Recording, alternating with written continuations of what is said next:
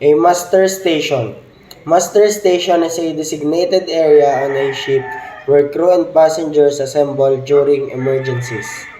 Fire alarm. Procedure. Notify the bridge, activate the fire alarm, evacuate personnel, and contain the fire. General alarm. Procedure. Proceed to the muster station with your life jacket and await instructions. Abandon ship alarm. Procedure. Assemble at the muster station, follow evacuation orders, and board lifeboats. Man overboard signal. Procedure.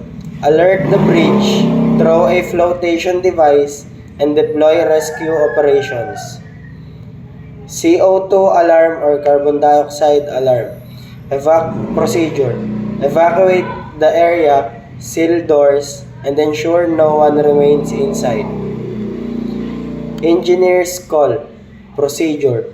Engineers report to the designated area and address the issue immediately.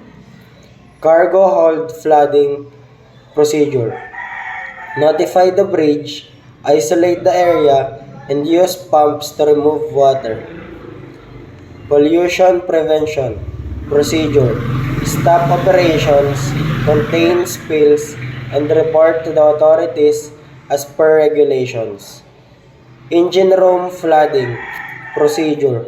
Notify the bridge, isolate the source, and remove water with emergency pumps.